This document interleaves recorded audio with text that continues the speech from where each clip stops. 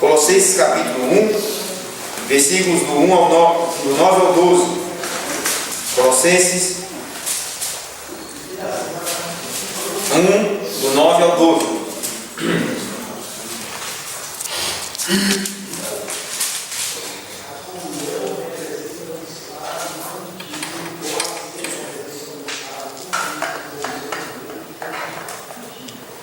Todos encontraram, irmãos? Vamos ler novamente esse texto.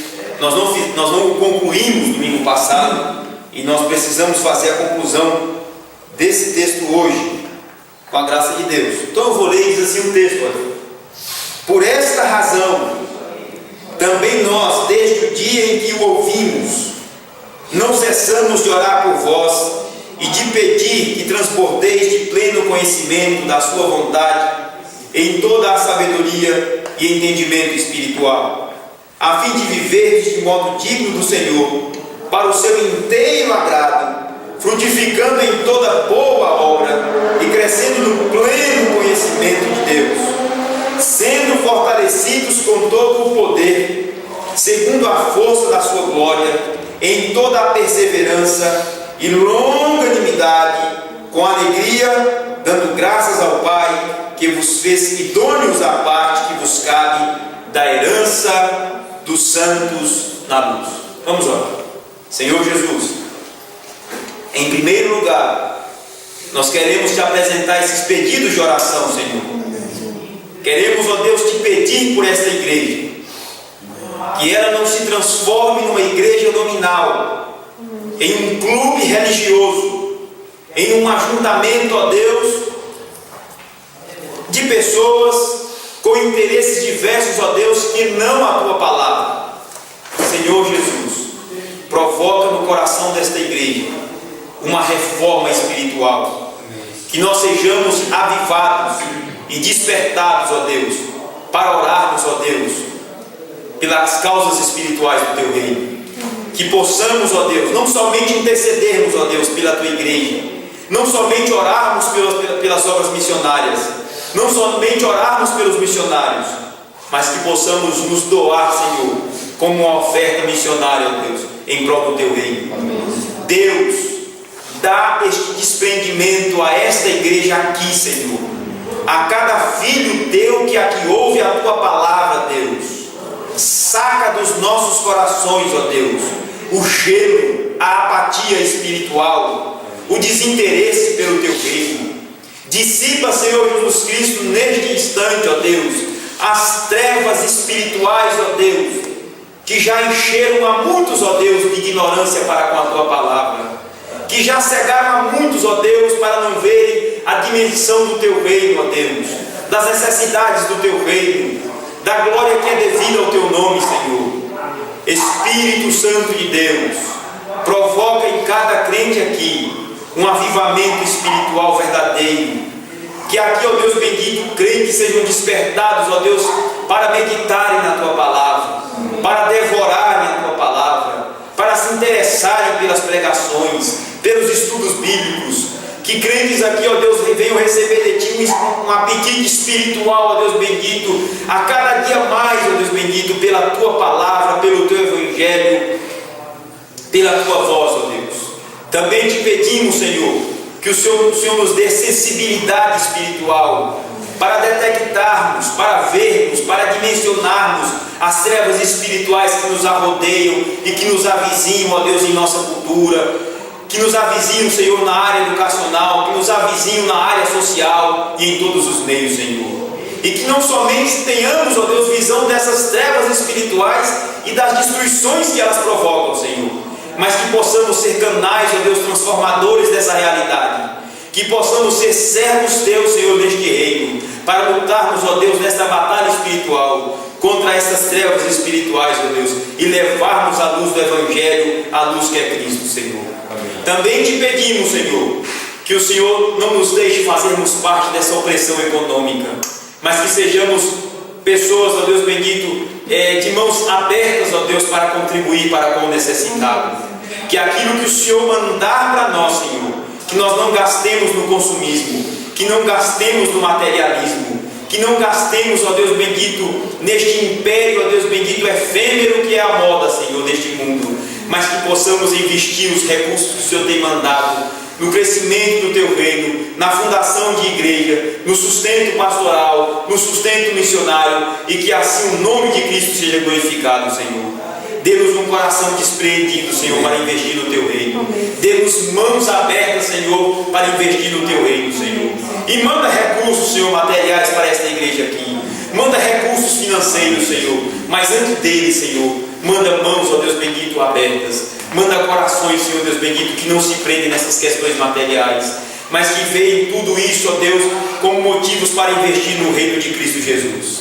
Senhor Deus, também te pedimos que o Senhor continue a levantar dentro desta igreja pregadores da Tua palavra, pastores, oficiais para a Tua igreja, missionários e missionárias. Que pedimos também por estes adolescentes que aqui têm ouvido a Tua palavra, que o Senhor, Deus bendito, desde já os desperte, ó Deus, para a obra missionária.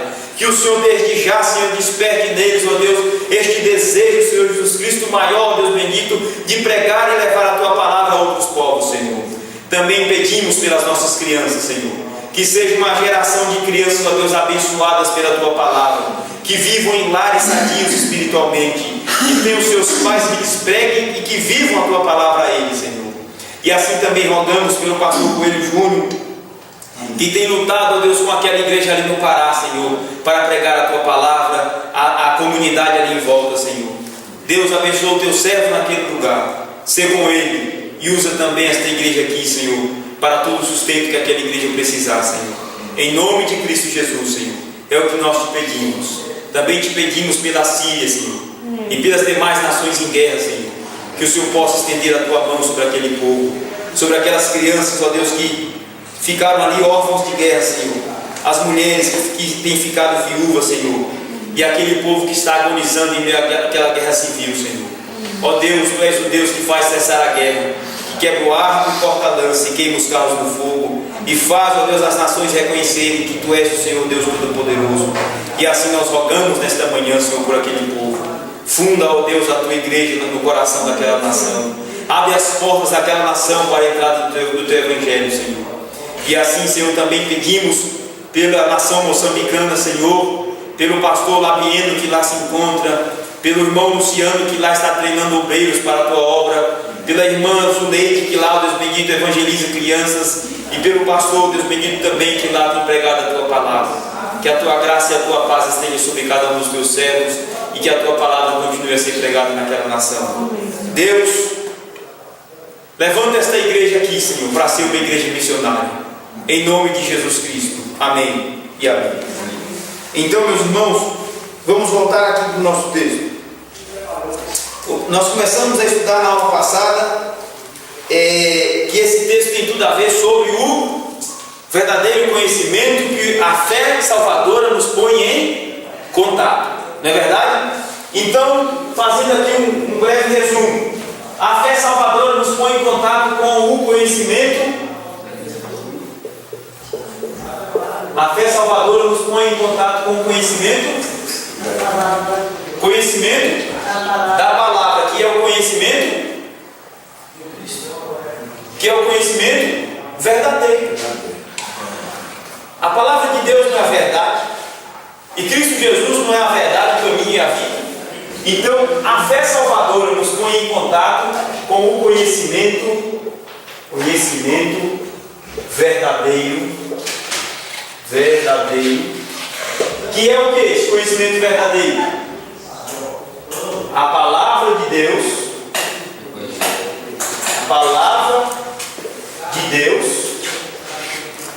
e aí é o Evangelho, não é isso? E nos põe em contato com Jesus Cristo, porque Ele é a verdade. Jesus Cristo é a verdade, e a palavra de Deus é a verdade. E aqui a palavra de Deus é a própria Bíblia Sagrada. Qualquer pessoa que crê que a Bíblia Sagrada, esse livro aí que os irmãos têm em mão, irmão, esse livro que nós estamos estudando, qualquer pessoa que crê que este livro é a própria palavra de Deus, pessoalmente para ele, e se submete ao que este livro ordena e ensina, este sim, de fato, recebeu de Deus a fé salvadora, e que põe a palavra de Deus acima de qualquer outro conhecimento humano, acima de qualquer outra ideologia, acima de qualquer outra filosofia, e que através dessa palavra de Deus ele discerne, ele estuda, ele investiga qualquer outra área de conhecimento. Este sim recebeu de Deus a fé salvadora. É nesse ponto que nós entendemos que a fé salvadora ela não é irracional. A fé salvadora ela não é irracional, ou ela não é obscura. Ela não é obscura. Ela não é um mistério na forma como as pessoas entendem hoje.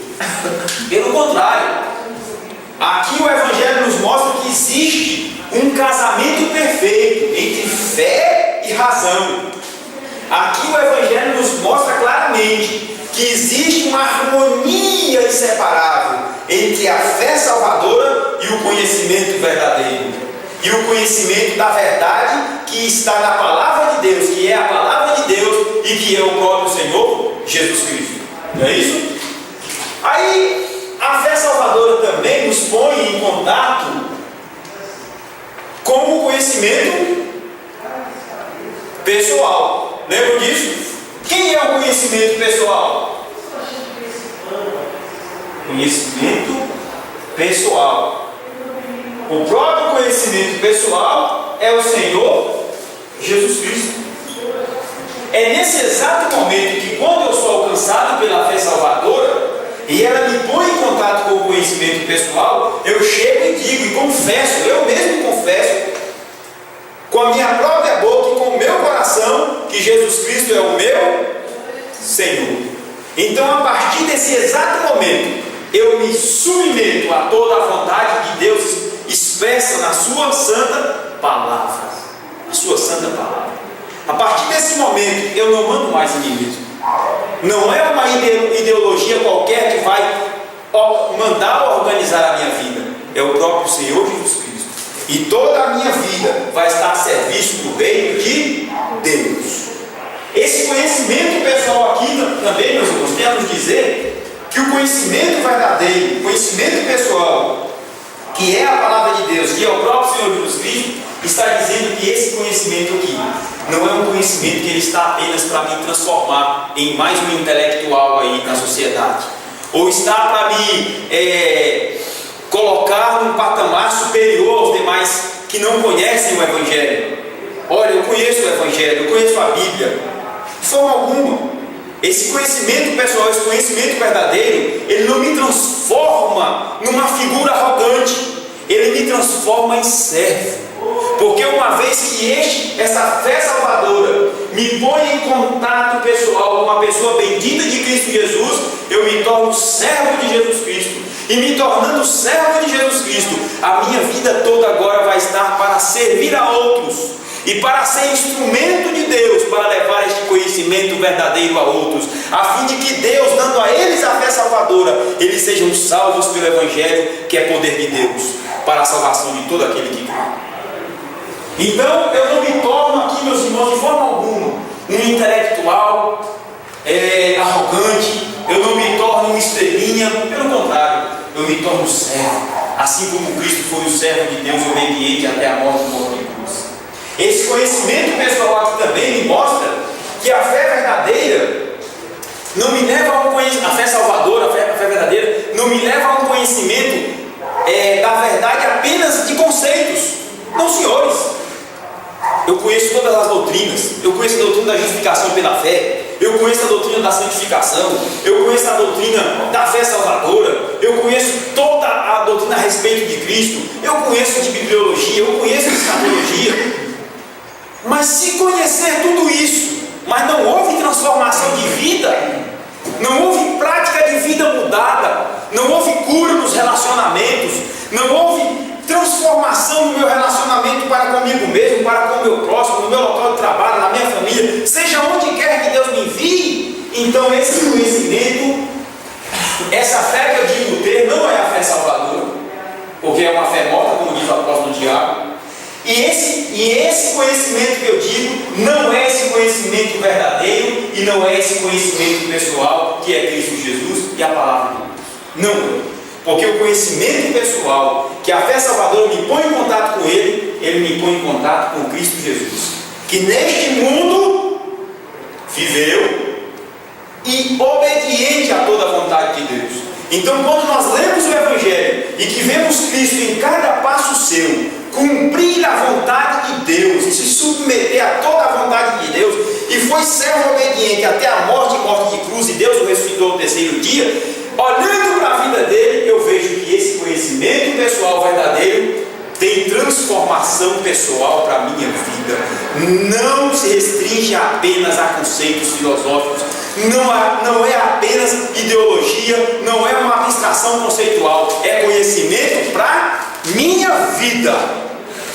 Porque se esse conhecimento verdadeiro não transformar a minha vida e não transformar a vida de outros, ele não passa de um conhecimento que é para ser colocado ao lado das demais filosofias deste mundo. Pode colocá-lo ao lado das demais ideologias e filosofias desse mundo e pronto, você soube algo mais, mas você não soube a verdade que de fato transforma a sua vida, como nenhuma outra pode transformar. Conhecimento pessoal é isso, é ter a minha vida transformada por esse conhecimento. Aí a terceira parte, e tudo isso aqui, meus irmãos, está no tópico 2 da confissão de fé. Nós dividimos, está aí no slide. É só a revisão. No tópico 3, nós vemos que esse conhecimento ele é verdadeiro, ele é pessoal, e esse conhecimento ele é o quê?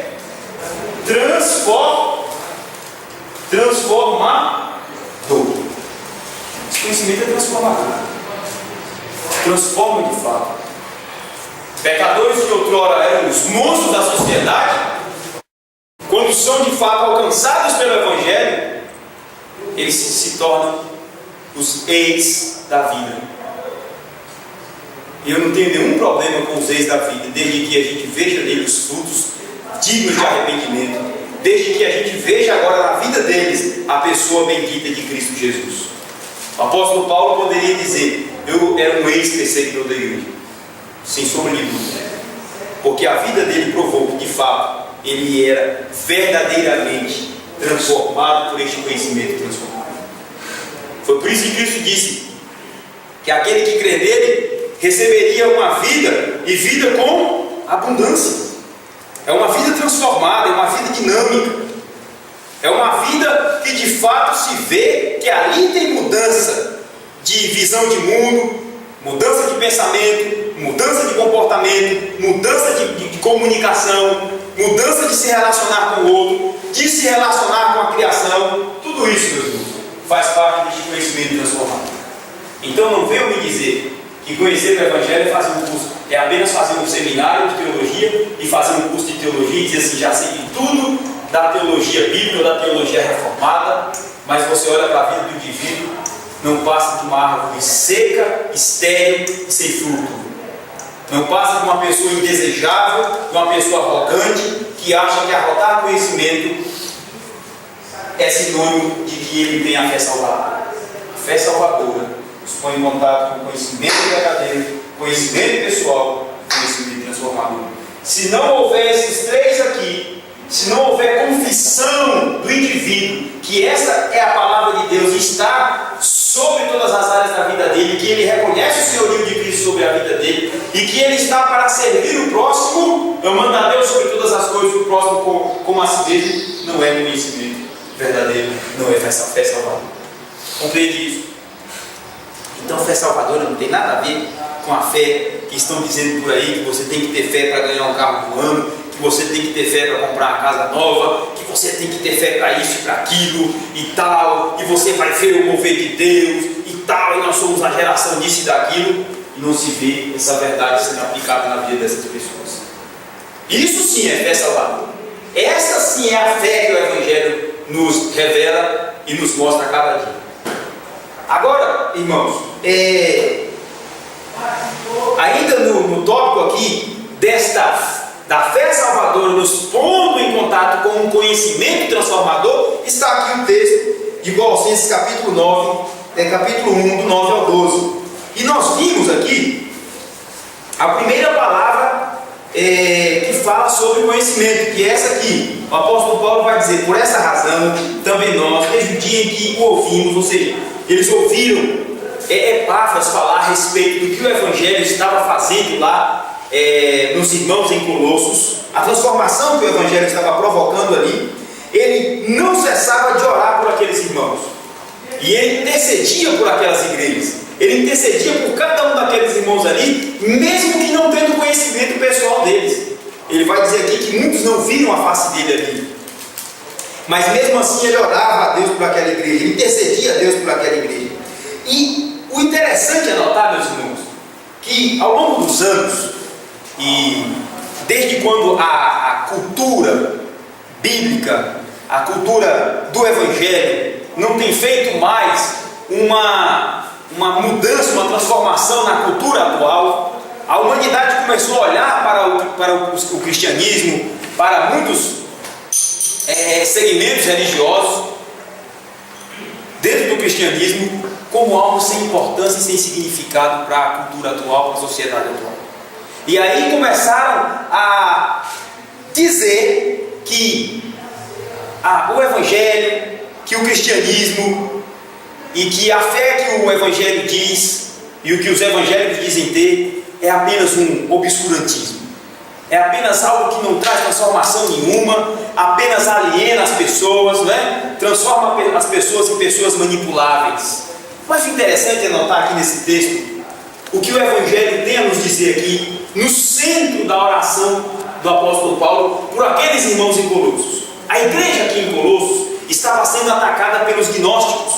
Gnósticos, já ensinei aos irmãos, que é até hoje aquele grupo de pessoas que pregam a salvação através de um conhecimento de um certo mistério, e de que o ser humano só pode ser salvo a partir do momento em que ele adquire um certo conhecimento desta divindade, deste mistério que eles tanto propagavam ali.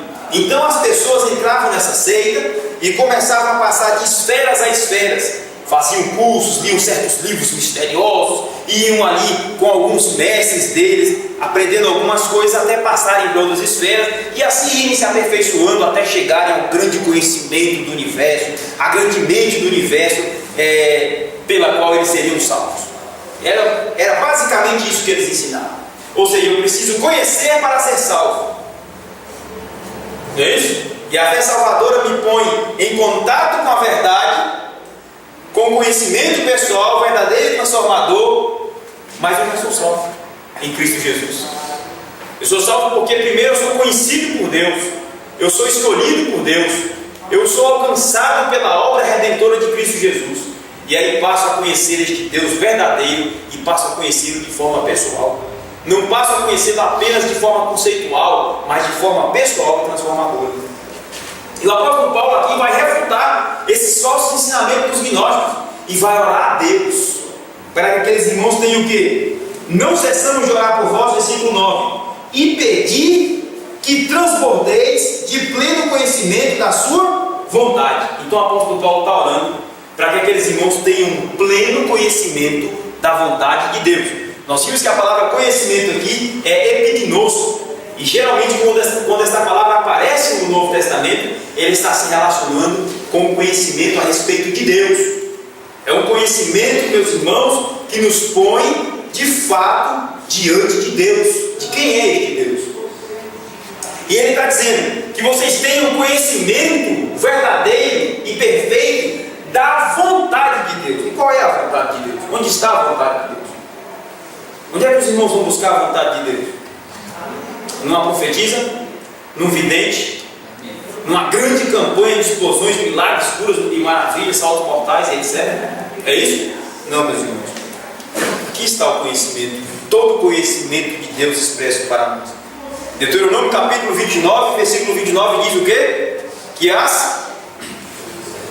vamos lá? As coisas reveladas, as coisas ocultas pertencem a Deus, mas as coisas reveladas pertencem a nós e aos nossos filhos. Então, o que Deus quis revelar dele, do ser dele, da vontade dele, da mente dele, do coração dele, para o pecador, está aqui. Essa é a vontade de Deus. Então, a oração do apóstolo Paulo é que os irmãos tenham um conhecimento perfeito, um conhecimento verdadeiro de toda a vontade de Deus. Em segundo lugar, é interessante que ele não pede apenas que esses irmãos tenham o quê? Conhecimento. Mas que o quê? Mas que o quê, meus irmãos? Não, antes disso, que tenham um pleno conhecimento e que, eu expliquei o copo domingo passado, que o que? Transbordem, irmãos, transbordem. Aí nós entramos na aplicação prática. É inadmissível nós termos crentes dentro da igreja hoje que se contentem com os rudimentos da fé, que se contentem com arroz e feijão. Ah não, só sei isso, está bom demais, irmão. Para que estudar muito a Bíblia? Esse negócio é estudar muito a Bíblia, se aprofundar muito nas doutrinas bíblicas, até deixa doido. Olha, irmão, não estuda teologia que enlouquece, viu?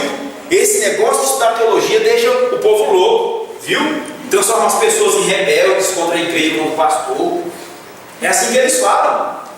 E aí tem gente que diz, não, irmão, mas isso é mentira. Mas que continua vivendo a mesma vida medíocre de outrora, sem buscar se aprofundar no conhecimento da palavra de Deus. E aí, meus irmãos, estão no mesmo grupo, lá na igreja da carta aos Hebreus, quando o escritor aos Hebreus diz assim, gente, com o tempo decorrido, já eram para vocês serem mestres, e vocês ainda estão aí nos rudimentos da fé, nas coisas básicas. Meus irmãos, olha, se nós tivermos uma igreja aqui de pessoas que só querem se contentar com o conhecimento básico da fé, os rudimentos da fé, essas pessoas estão até atrasando a igreja, meus irmãos, de se aprofundar no pleno e de transbordar no pleno conhecimento da vontade de Deus. Então nós vemos crentes que não têm apetite mais nenhum, aquele apetite mesmo aquela fome de leão, mas por que esse texto está dizendo isso? E ler, e buscar, investigar no dicionário, no comentário, perguntar ao pastor. Tem um livro lançado por uma escritora americana chamado A Morte do Porquê. Porque hoje as pessoas não questionam mais nada. E é através dos questionamentos, meus irmãos, que a gente vai chegando, levantando as dúvidas e vai se aprofundando no conhecimento. Mas hoje não se pergunta mais nada. As escolas dominicais, a participação é muito rara, é muito rasa. As pregações não se vê mais pessoas interessadas ali em escrever algo, em comentar algo. Depois da pregação, pastor, mas eu não entendi aquele ponto, como é que o senhor pode explicar melhor? Pastor, aquele ponto falou muito com a minha vida hoje. Não se vê mais esse intercâmbio, meus irmãos, de conceitos bíblicos entre os irmãos. Estou lendo a obra tal, meus irmãos, o irmão está ensinando isso. Poxa, irmão, que maravilha, eu quero esse livro também para ler. Não se tem mais esse interesse. É só vir aqui e ir embora. Então, meus irmãos, o que está sendo dizendo aí é que o apóstolo Paulo está orando para que aqueles irmãos tenham o pleno conhecimento da vontade de Deus e transbordem, meus irmãos, transbordem. Deus não se contenta com crentes que tenham conhecimento básico. Deus quer que nós tenhamos o pleno conhecimento da vontade dele. Deus quer que nós transbordemos do conhecimento do Evangelho. Então, agora como é que transborda sem ler? Como é que transborda sem interesse pela investigação escriturística? Sem interesse em meditar nesta palavra, em tirar tempo para ela, em buscá-la de todo o coração. Buscar-me-eis e me achareis quando me buscardes de todo o vosso coração. Se nós não tivermos esse interesse, meus irmãos, de buscar a palavra de Deus, então o que está acontecendo em nós é isso aqui, meus irmãos. Olha, doença espiritual. Doença espiritual. Crentes doentes espiritualmente não têm interesse nenhum pela palavra de Deus. Sabe qual é um dos primeiros sintomas de uma pessoa que está em processo de recuperação de uma doença e ela começa a se recuperar? Sabe qual é o primeiro sintoma dela? estou com fome, mas eu quero comer.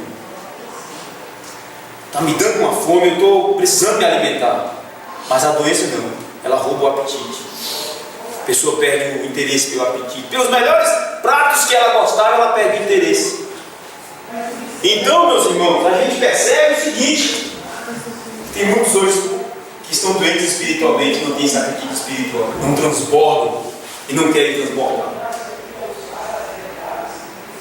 Então vamos fazer essa reflexão. Não quer comer. Não quer comer. Não quer a palavra. Não, eu ouvi dizer que Jesus Cristo salva, Jesus Cristo transforma, né? Como dizia lá em outra igreja, salva, cura, liberta e batiza com o Espírito Santo. Está bom demais. Não precisa mais. Mais do que isso. É interessante também que colocou conhecimento pessoal, mas o Evangelho ele nos ajuda a conhecer a nós mesmos. A nós mesmos. Hoje você vê um monte de, na sociedade, as pessoas buscando autoconhecimento, né? Curso de inteligência emocional, curso de conhecer a si mesmo. Uma vez eu e Juliana fomos no curso de inteligência emocional. Chegou uma hora que eu estava lá daí, a abobrinha que o cara falava, umas danças lá, para conhecer a si mesmo. Só foi a primeira aula e não foi mais. Mas hoje em dia a sociedade, as pessoas têm buscado isso, mas buscado de forma errada. E o Evangelho é a melhor forma do homem conhecer a si mesmo, porque através do Evangelho a gente vê quem nós somos, reconhecendo as nossas fraquezas espirituais, reconhecendo quem somos de verdade, diante da revelação de Deus. E aí vem esse autoconhecimento que nos dá paz de espírito, porque você se conhece, sabe quem você é, o que você pode, o que você não pode fazer, o que você necessita, como você necessita de Deus, de melhorar. E aí esse conhecimento traz paz de espírito, arranca de nós esse anseio de conhecer a si mesmo, etc., como a gente tem visto na sociedade hoje em dia. Verdade, muito bom, muito bom. É em confrontação com esse Cristo que é pessoa, que eu sei de fato qual a pessoa que eu devo ser e qual a pessoa que eu estou sendo. É verdade, esse Cristo pessoal, esse Cristo humano. E aí, meus irmãos, entendido isso, nós partimos agora para a segunda parte da oração de Paulo. Ele quer que os irmãos transbordem em pleno conhecimento da vontade de Deus e em toda a sabedoria. Não é ele que está dizendo? Transbordem em toda a sabedoria. A palavra sabedoria, meus irmãos, a palavra sabedoria,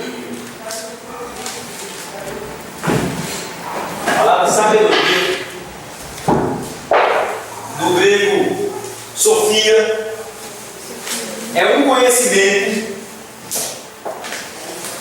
é uma capacidade que o indivíduo recebe de Deus para transformar esse conhecimento que ele recebe em prática de vida.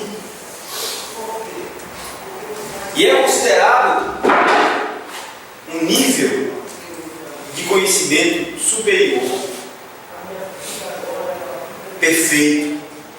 É o estágio que a pessoa chega a dizer assim: aquilo que eu aprendi na pregação da palavra de Deus, vou aplicar nesse exato momento. É isso que eu preciso fazer. Mas o que tem acontecido é isso: ouve-se a pregação, lê-se a palavra, mas sai para a vida sem pregação e sem palavra. O conhecimento que foi pregado fica aqui. Ouvi a pregação, recebi o ensinamento, vai ficar aqui.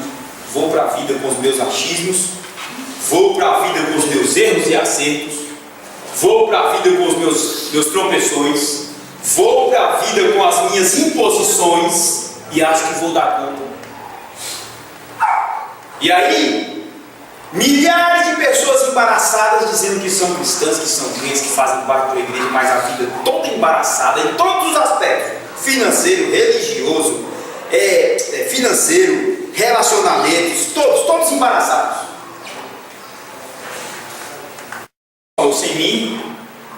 Sem mim, nada podeis fazer. Ele é o conhecimento pessoal de Deus revelado para nós. Deixar o conhecimento da palavra pregada, deixar o conhecimento da palavra ensinada e ir para a vida e para fora desse local, ou seja qual for, sem o conhecimento da palavra de Deus, é ir para a vida sem Cristo. E sem Cristo nada podemos fazer.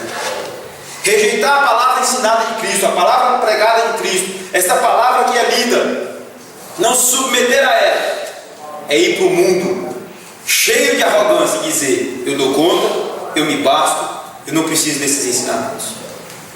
É rebeldia contra Deus. E o interessante é que aqui a palavra Sofia, a palavra sabedoria, a Bíblia está nos ensinando que é uma excelência de conhecimento mental amplo.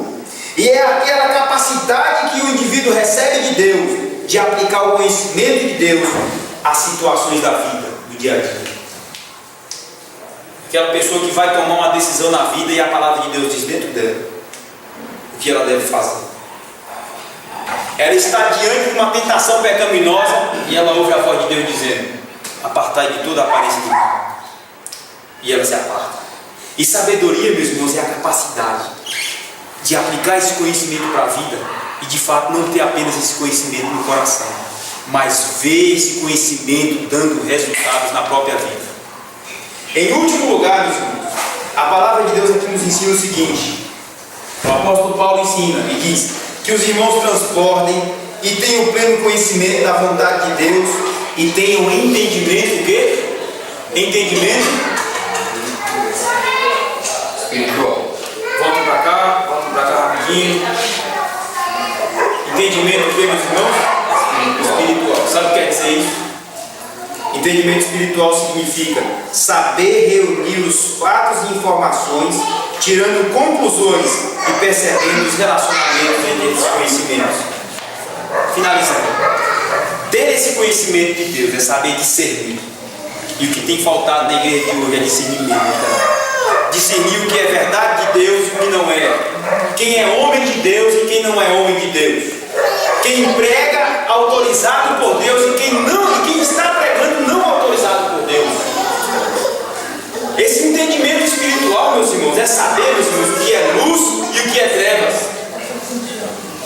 Então, o que nós temos que aprender aqui, meus irmãos, é que a palavra de Deus nos ensina que a fé salvadora nos põe em contato com esse conhecimento transformador, que é sabedoria, que é discernimento, que é um conhecimento que nos põe em relacionamento perfeito, em comunhão perfeita com Deus, que é Cristo Jesus. E aí o final do texto aqui diz qual o motivo de Deus nos colocar, da fé salvadora nos colocar em contato com esse conhecimento. Versículo 10: a fim de viver de modo digno do Senhor, para o seu inteiro agrado, frutificando em toda boa obra e crescendo no pleno conhecimento de Deus. Essa é a finalidade. Sempre vem associado à prática, né? Sempre vem associado à prática. Não é conhecimento apenas para eu dizer que tenho conhecimento. Muito obrigado, Rico. E é para viver agradando a Deus, para viver frutificando em toda boa obra. O que é boa obra? É viver uma vida de santidade. É aquilo que eu cometi de errado outro, redimir hoje, através da palavra de Deus. Vida de santidade, vida de boa obra e continuar crescendo, irmãos. Olha aí o final do texto, versículo 10. Crescendo no pleno conhecimento de Deus. Porque não existe crescimento espiritual sem o verdadeiro conhecimento de Deus. Então, o interesse de Deus para nós, meus irmãos, é que nós nunca achemos que já somos sábios e conhecedores o suficiente. Mas que nós precisamos a cada dia, meus irmãos, nos esforçar, nos dedicar à Bíblia Sagrada e aprendermos mais de Deus para as nossas vidas e para os outros que Deus nos mandar ensinar assim o Evangelho a nós. Amém? Que Deus em Cristo abençoe a todos. E domingo que vem estaremos falando sobre a fé salvadora e o conhecimento dos ofícios de Cristo em nossa vida. Amém? Deus abençoe.